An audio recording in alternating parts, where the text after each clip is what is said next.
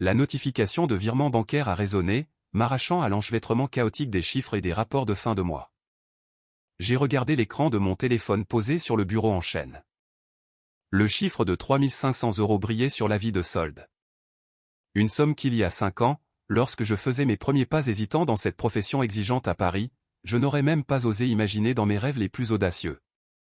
Je suis Camille, 30 ans, directrice de création dans une agence de communication prestigieuse près des Champs-Élysées. De l'extérieur, tout le monde m'admire avec une pointe d'envie.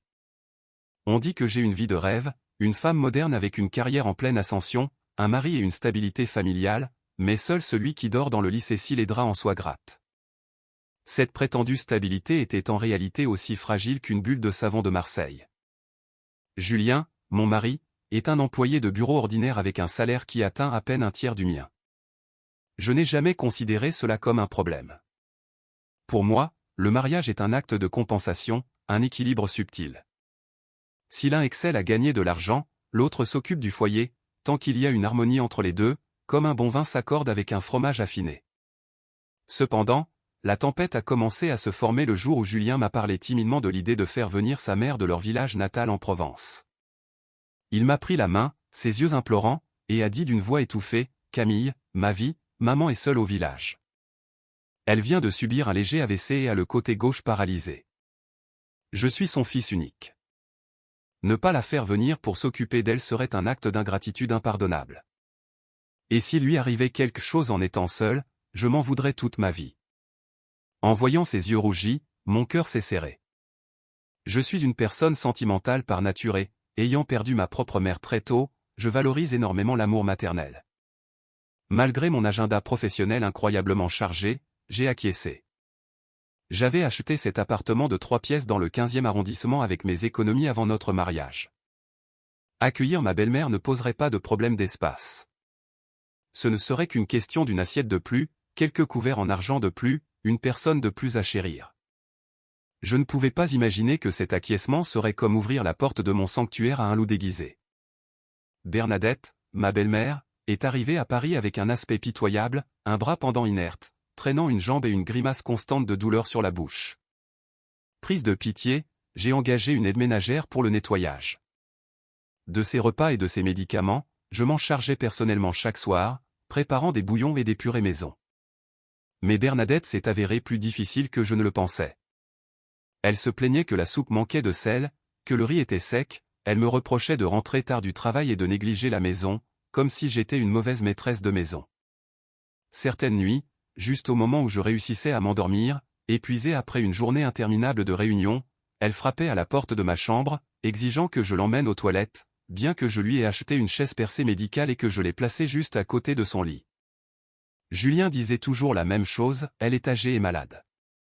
Camille, et un peu de patience avec elle, c'est la famille. Ce matin-là, c'était pareil. Après une nuit blanche à cause des gémissements et des lamentations de Bernadette sur ses douleurs osseuses, je me suis maquillé à la hâte pour arriver à temps à la réunion de première heure à la Défense. Mon esprit était un tourbillon avec le nouveau projet. Je suis sorti de l'appartement comme un ouragan et, à mi-chemin dans le taxi parisien, je me suis rendu compte avec horreur que j'avais oublié mon badge d'accès sur la coiffeuse. Sans lui, impossible de passer la sécurité pour atteindre la salle de réunion. J'ai soupiré et demandé au chauffeur de faire demi-tour. En arrivant devant l'immeuble haussmannien, j'ai regardé ma montre. J'étais encore dans les temps si je me dépêchais. J'ai ouvert la porte avec mon empreinte digitale, avec l'intention d'entrer silencieusement, de prendre le badge et de repartir sans réveiller ma belle-mère. Mais en entr'ouvrant la lourde porte en chêne, une scène m'a laissé paralysé, le sang glacé dans les veines. Dans le salon, le son vibrant d'une chanson de variété française émanait du grand téléviseur à écran plat. Bernadette, ma belle-mère à moitié paralysée, qui la veille avait besoin de mon aide pour faire chaque pas vers la salle de bain, était maintenant debout au milieu du salon, bougeant les bras et les pieds au rythme de la musique avec une agilité stupéfiante. Elle tenait un plumeau, dansant et tournant avec un éclat de rire sonore, sans la moindre trace d'être une personne ayant subi un AVC. Julien était assis sur le canapé en velours, filmant sa mère avec son téléphone, riant aux éclats. « Maman, tu es une actrice incroyable. Hier, j'ai vu le visage paniqué de Camille quand tu te plaignais de maux d'estomac. » Bernadette s'est arrêtée, les mains sur les hanches. Sa voix forte et claire, complètement différente de son ton habituel faible et chuchotant, a retenti, je te l'ai dit, mon fils. Tu n'as qu'à m'écouter. Ta femme est une idiote. Il suffit de feindre un peu la maladie, et elle me sert comme si j'étais une reine. Écoute, Isabelle est sur le point d'accoucher. Dépêche-toi de changer de femme, s'il te plaît. Cette maison a besoin d'un héritier, pas d'une femme qui ne sait que s'enterrer dans le travail comme Camille. 3 ans et elle n'a pas été capable de me donner un petit-fils, c'est bon à jeter au chien. J'étais immobile dans l'encadrement de la porte, serrant mon sac à main Chanel avec tant de force que mes ongles s'enfonçaient dans le cuir. Chaque mot de ma belle-mère était comme un couteau aiguisé déchirant mon cœur. Il s'avère que toute ma compassion, ma patience et ma générosité n'étaient qu'une plaisanterie pour eux. Et Julien, l'homme avec qui je partageais ma vie, s'était ligué avec sa mère pour me tromper d'une manière aussi éhontée. Julien a répondu à sa mère avec un petit rire cynique, « Tranquille, maman, je le prévois déjà. J'attends juste de lui soutirer un peu plus d'argent. » Son salaire a augmenté ce mois-ci. La notification de la banque hier marquait 3500 €. Laisse-la nous entretenir un peu plus et ensuite j'amènerai Isabelle et l'enfant, et tu verras ce que tu feras. Et souviens-toi d'acheter à Isabelle du bon jambon ibérique et du foie gras pour qu'elle se nourrisse bien. Mon fils est bien plus important que ta femme inutile. Bernadette a fait une grimace, a jeté le plumeau sur le canapé et a marché d'un pas ferme vers la cuisine pour se servir un verre d'eau avec une agilité qui surpassait celle d'une jeune fille. Je me suis couvert la bouche pour ne pas laisser échapper un sanglot. Mon monde s'effondrait. La porte en bois devant moi ne me séparait pas seulement de mon foyer, mais aussi de la fausse illusion de bonheur que j'avais construite avec tant d'efforts pendant 3 ans. Changer de femme, Isabelle, un petit-fils. Ces mots dansaient dans ma tête, formant une tornade dévastatrice. J'ai reculé d'un pas. Les larmes brûlantes jaillissaient de mes yeux, mais mon cœur était froid comme la glace. J'ai voulu entrer, crier pour évacuer ma frustration, renverser cette table basse hypocrite pour démasquer ce couple de misérables, mais la main qui était sur le point de pousser la porte s'est arrêtée en l'air. La logique d'une directrice forgée durant des années m'a ramené brutalement à la crue réalité. Si j'entrais maintenant, il nierait tout. Il pourrait même m'accuser d'être paranoïaque, ou Bernadette se jetterait au sol en feignant une attaque. Je n'avais pas d'autre preuve que mes yeux et mes oreilles, et les paroles s'envolent comme le vent. Qui me croirait quand, devant tous, Julien jouait toujours le rôle du mari exemplaire et Bernadette celui d'une vieille dame malade et sans défense. J'ai refermé la porte avec précaution, chaque mouvement aussi silencieux que celui d'un voleur dans sa propre maison. J'ai reculé vers l'ascenseur, marchant comme une âme en peine. Je me suis effondré dans les escaliers de secours de l'immeuble. Tout mon corps tremblait sans contrôle. La colère et la douleur se mélangeaient, formant une pierre lourde sur ma poitrine qui m'empêchait de respirer. Je me suis souvenu des fois où Julien avait insinué le sujet des enfants, des fois où il soupirait profondément quand il me voyait rapporter du travail à la maison le soir. Il s'avère que tout était une préparation pour une conspiration méprisable. Non seulement il m'était infidèle, mais il avait un enfant avec une autre. Et maintenant, lui et sa mère prévoyaient de me remplacer, de me laisser à la rue les mains vides après m'avoir pressé jusqu'à la dernière goutte comme un citron. Très bien, Julien. Tu veux jouer la comédie ? Alors je jouerai avec toi jusqu'à la fin, ai-je murmuré en séchant la larme qui roulait sur ma joue. J'ai sorti mon téléphone et envoyé un message à mon patron demandant d'arriver 1 heure plus tard pour une urgence familiale. Ensuite, j'ai pris un taxi directement vers une boutique de technologie rue de Rivoli. J'ai choisi 3 caméras espions minuscules du type le plus sophistiqué, pouvant être dissimulées dans un vase de fleurs artificielles, une prise électrique et un chargeur portable. En tenant ces petits dispositifs dans la main, j'ai senti une amère ironie. Jamais je n'aurais pensé qu'arriverait le jour où je devrais utiliser ces choses pour surveiller les personnes que j'appelais ma famille. Mais la crue vérité que je venais de découvrir m'avait appris une leçon très chère, le cœur humain est la chose la plus imprévisible qui existe et la confiance aveugle est le poison qu'on s'administre soi-même. Je suis rentré à la maison après plus d'1 heure. Avant d'ouvrir la porte, j'ai respiré profondément, ajusté mon expression et forcé un sourire fatigué, mais plein de préoccupation. La porte s'est ouverte. À l'intérieur, la musique s'était tue.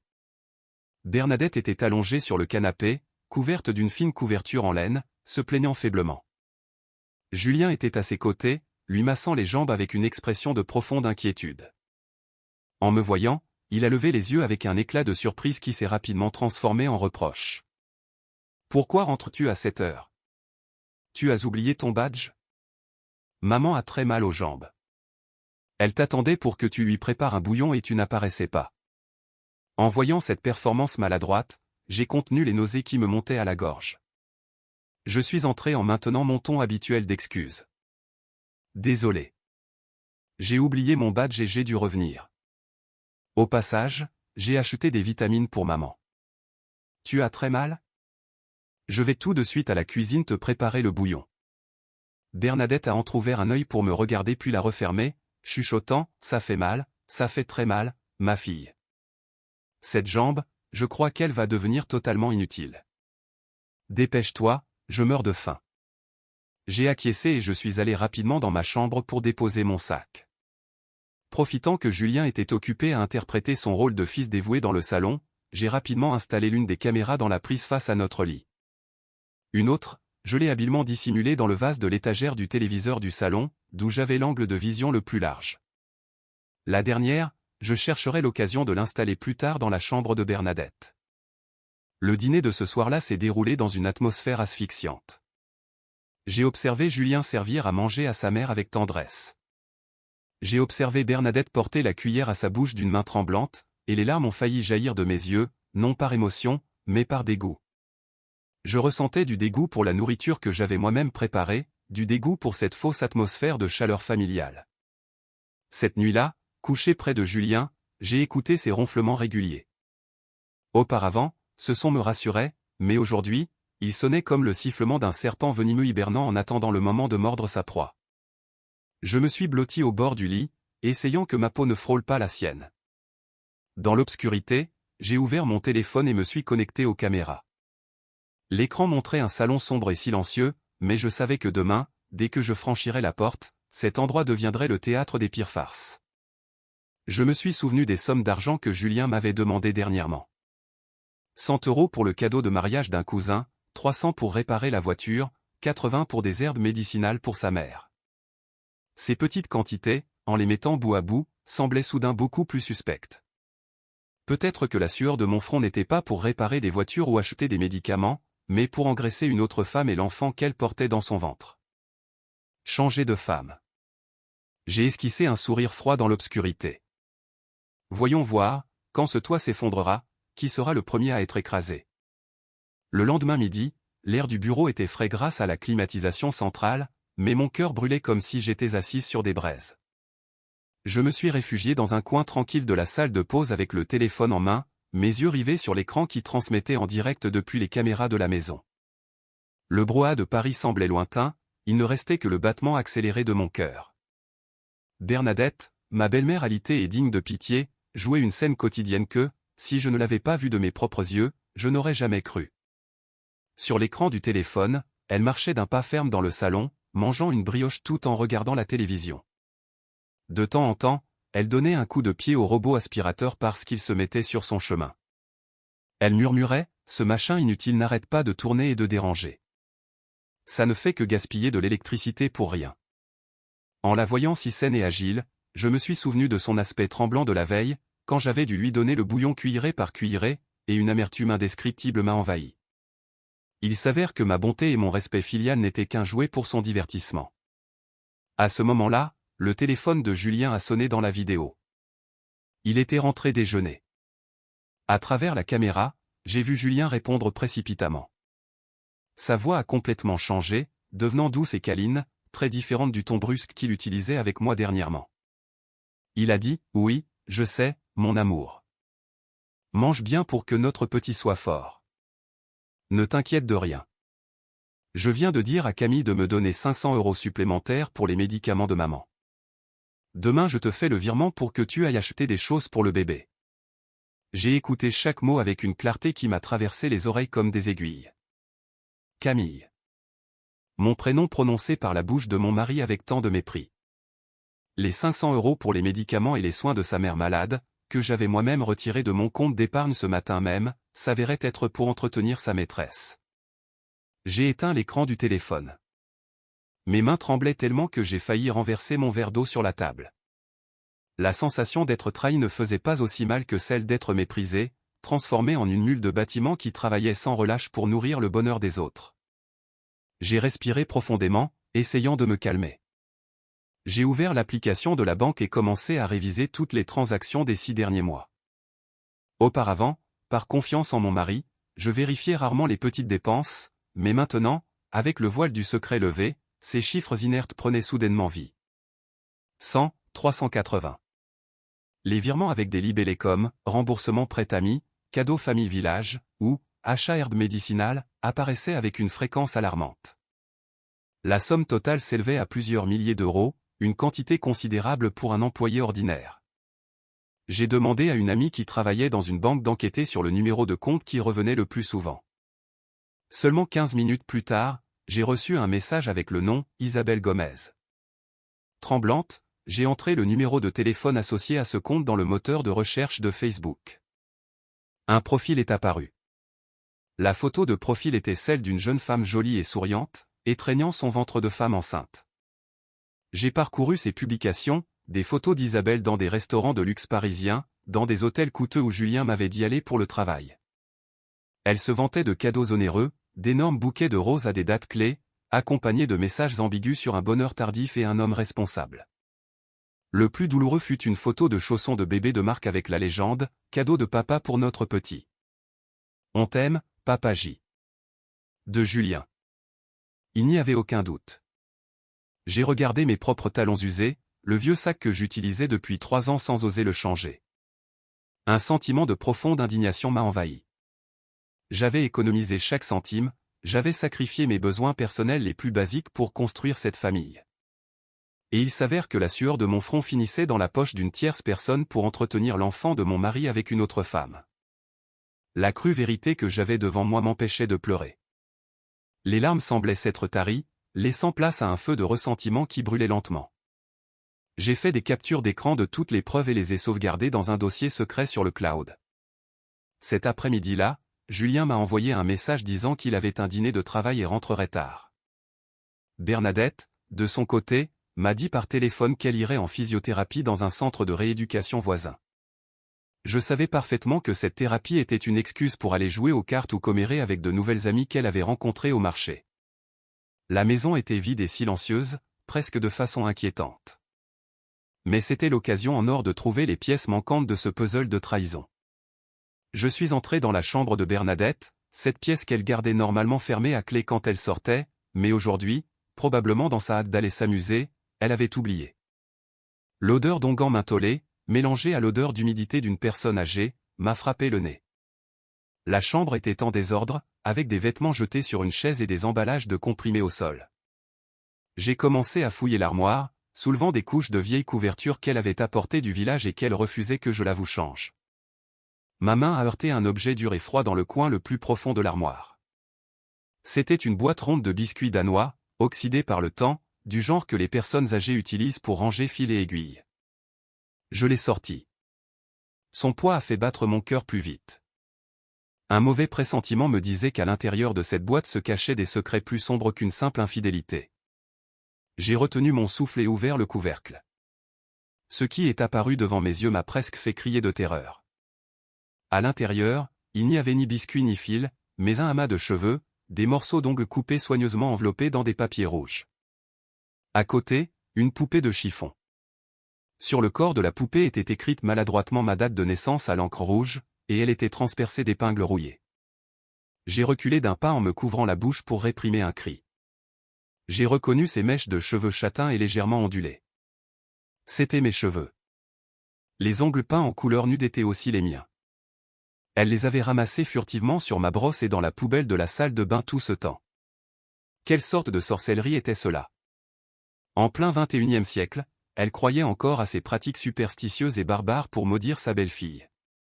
Encore sous le choc, j'ai vu un petit carnet en cuir noir au fond de la boîte. Je l'ai pris en tremblant et j'ai commencé à tourner les pages. L'écriture de Bernadette était maladroite et pleine de fautes d'orthographe, mais le contenu était effroyablement clair. Elle notait méticuleusement l'heure à laquelle je rentrais du travail, ce que je mangeais. Même mon cycle menstruel était marqué en rouge. Jour 15. Camille est rentrée tard avec une mauvaise mine. J'ai mis un peu de ses cheveux dans la soupe. Jour 18. Aujourd'hui c'est son jour d'ovulation. Julien doit faire son travail. J'espère que le sortilège fonctionne et qu'elle ne pourra pas concevoir. Jour 20. Isabelle dit que le bébé va bien. Mon petit-fils donne des coups forts. Il manque peu de temps pour virer cette malheureuse d'ici. À mesure que je lisais, un frisson me parcourait l'échine. Je pensais que ce n'était qu'une vieille femme de campagne, avide et égoïste, mais je n'imaginais pas que son cœur pût être si mauvais et obscur. Non seulement elle voulait mon argent et que son fils me quitte, mais elle voulait aussi détruire ma capacité à être mère, me maudire avec ses rituels obscurs. Je me suis assise sur le sol froid, serrant le carnet. Je n'ai pas pleuré. J'ai seulement senti une vague de dégoût me monter à la gorge. Où vivais-je? Dans une maison ou dans une tanière de démons? Les personnes que j'appelais mari et mère me voyaient manger, dormir, rire et parler chaque jour avec l'intention de me pousser vers la mort. Rapidement, j'ai sorti mon téléphone et photographié toutes les preuves de la boîte de biscuits, chaque page de ce carnet maladif. Ensuite, j'ai remis tout soigneusement comme c'était, renvoyant la boîte dans le coin sombre de l'armoire. Je ne pouvais pas encore les alerter. J'avais besoin qu'ils continuent à jouer la comédie, qu'ils restent confiants pour pouvoir tisser un filet plus grand et attraper toute la nichée de serpents. En sortant de la chambre de Bernadette, j'ai eu l'impression de venir d'échapper à une tombe. La lumière tenue du crépuscule parisien filtrait par la fenêtre du salon, mais ne pouvait dissiper le froid qui enveloppait mon âme. Je me suis regardé dans le miroir et j'ai vu une femme étrange avec un regard froid me renvoyer mon propre reflet. Cette nuit-là, Julien est rentré légèrement éméché par l'alcool. Il a murmuré quelque chose sur un dîner de travail épuisant et a titubé vers la salle de bain. L'habitude de Julien n'avait pas changé depuis des années. En rentrant, il laissait sa mallette sur le canapé et son ordinateur portable toujours en mode veille, il l'éteignait rarement complètement. Normalement, je respectais sa vie privée et n'avais jamais ressenti la curiosité d'ouvrir son ordinateur, mais aujourd'hui ce respect était devenu un luxe inutile. J'ai attendu d'entendre le bruit de l'eau dans la salle de bain et je me suis approché furtivement du portable posé sur le bureau. Je l'ai ouvert. L'écran s'est illuminé demandant un mot de passe. J'ai essayé la date de naissance de Julien, puis celle de notre anniversaire de mariage.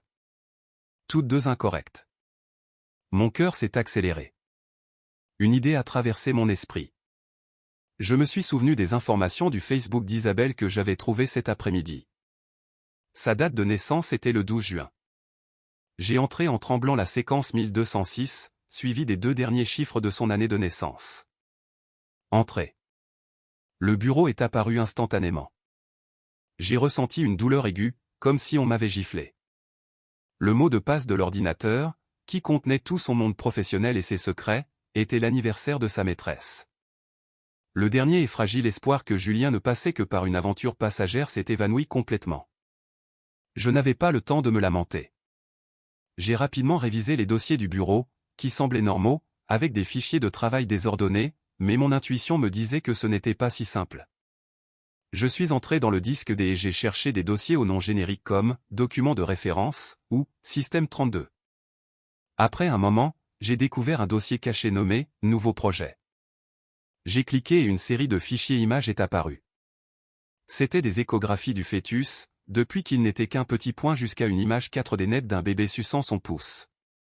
Sous chaque image, il y avait des annotations soigneuses de la date. Fils, 12 semaines. Fils, 20 semaines. Et la plus récente, fils, 26 semaines. Tout le portrait de papa. À côté, il y avait des photos intimes et explicites de Julien et Isabelle pendant leur voyage de travail. Ils s'étreignaient, s'embrassaient, riaient heureux. Le regard de Julien vers elle était plein d'une affection qu'il ne me consacrait plus depuis longtemps. Mais ce qui m'a coupé le souffle n'était pas ces photos, mais un fichier PDF nommé « Accord de prêt ». Je l'ai ouvert. C'était le scan d'une reconnaissance de dette d'une valeur de 30 000 €. L'emprunteuse, c'était moi. La signature qui apparaissait en dessous était identique à la mienne à 90%. Le prêteur était un nom complètement inconnu. Le contenu disait clairement « J'ai emprunté cet argent pour un investissement commercial qui a résulté en perte ». Je me suis couvert la bouche pour ne pas lâcher un juron. Il s'avère qu'ils avaient tout planifié avec ce niveau de détail, une fausse dette de 30 000 euros. En cas de divorce, cette dette serait considérée comme une dette commune, ou pire encore, ils me l'attribueraient complètement, m'obligeant à vendre l'appartement et la voiture pour la payer. Ils voulaient que je parte les mains vides ou même chargé de dettes, pendant qu'ils profitaient des biens que j'avais construits avec tant d'efforts. Ce n'était plus une simple affaire sentimentale, c'était une conspiration d'escroquerie et de détournement de biens. Julien ne m'avait pas seulement trahi physiquement, mais il voulait aussi me coincer, me voler mon futur. L'eau de la salle de bain a cessé de couler. J'ai sursauté et rapidement connecté une petite clé USB que je portais toujours avec moi. J'ai copié tout le dossier, nouveau projet, à la vitesse de l'éclair. La barre de progression avançait lentement, se moquant de moi. Mon cœur semblait vouloir sortir de ma poitrine. Allez. 90%. 95%. Julien a commencé à ouvrir la porte de la salle de bain. Le bruit du loquet a résonné. Fini. J'ai retiré l'USB, fermé le portable et me suis glissé rapidement dans le lit, me couvrant avec la couette et feignant de dormir. Seconde après, Julien est sorti en se séchant les cheveux, a regardé vers le lit et a murmuré « Elle dort si tôt, quel incapable !» Il s'est approché du bureau, a allumé l'ordinateur pour vérifier quelque chose rapidement puis l'a éteint. Je gisais sous la couette avec le dos trempé de sueur, serrant la froide clé USB dans ma main. Cela allait être une longue nuit, mais je savais que j'avais en ma possession l'arme qui leur ferait payer le prix fort. Le lendemain matin, prétextant un rendez-vous client, j'ai échappé à l'ambiance étouffante du bureau. J'ai retrouvé Sophie, ma meilleure amie de l'université, aujourd'hui avocate de renom spécialisée en divorce et litiges patrimoniaux à Paris. Le café, caché dans une ruelle tranquille du Marais, était parfait pour une conversation qui ne devait pas être entendue. Quand Sophie a fini de voir les preuves, son visage s'est durci. Elle a ajusté ses lunettes et m'a dit gravement, « Camille, tu es en danger. Ce n'est pas une simple infidélité. Ils ont planifié de te jeter à la rue. Si tu demandes le divorce maintenant, ils sortiront cette fausse dette. Tu dois jouer leur jeu. Fais semblant de ne rien savoir, continue d'être l'épouse modèle. Transfère tes actifs discrètement. Et surtout, ne tombe pas enceinte. Ils pourraient te faire du mal. » Quoi faire alors ? Ai-je demandé. Sophie a souri astucieusement, utilise leur avidité contre eux. Tends-leur un piège. Tout le monde a un point faible, et celui de Julien et sa mère, c'est l'argent. Le lendemain, j'ai mis mon plan à exécution. Je me suis réveillé tôt, j'ai pris un faux test de grossesse acheté sur internet et j'ai simulé des nausées matinales bruyantes dans la salle de bain. Julien a accouru. « Camille, ça va ?» J'ai ouvert la porte, les larmes aux yeux, lui tendant le test positif. « Chérie, je suis enceinte. » Julien s'est figé, puis a feint une joie immense. « Maman. Camille est enceinte. » Bernadette a surgi de sa chambre, oubliant sa canne, courant presque. « C'est vrai ? 2 barres rouges. Les ancêtres nous ont bénis. » Son attitude a changé du tout au tout. Soudain, j'étais une reine porteuse de l'héritier. Bernadette marchait le dos droit, oubliant sa paralysie. C'était miraculeux. Et écœurant. Ce soir-là, le dîner fut un festin. Foie gras, confit de canard, vin rouge, pour eux. Bernadette me gavait. Julien était aux petits soins. J'ai alors lâché ma bombe, je pensais à mes parents. Ils viennent de vendre le domaine familial en Bourgogne pour un très bon prix. Ils veulent m'acheter une maison à Paris, un hôtel particulier vers les 500 000 euros, et la mettre à mon nom. Mais à une condition, que l'enfant naisse en bonne santé. S'il arrive quoi que ce soit, ils donneront tout à une œuvre de charité. Le silence s'est fait. J'ai vu la cupidité briller dans leurs yeux. Une maison d'un demi-million d'euros. Le piège était tendu. Les jours suivants, j'ai dû être vigilante. Bernadette m'apportait des bouillons, spéciaux, aux herbes. Je les versais discrètement dans des sacs plastiques. Julien a remplacé mes vitamines prénatales par des pilules douteuses. J'ai tout fait analyser par une amie pharmacienne, c'était des abortifs puissants. Il voulait provoquer une fausse couche pour me culpabiliser, tout en gardant l'espoir de l'héritage, ou pire, se débarrasser de moi. J'ai découvert qu'il louait un appartement luxueux pour Isabelle dans le 16e. J'y suis allé, je les ai vus ensemble, heureux. J'ai pris des photos. La rage m'a donné la force de continuer.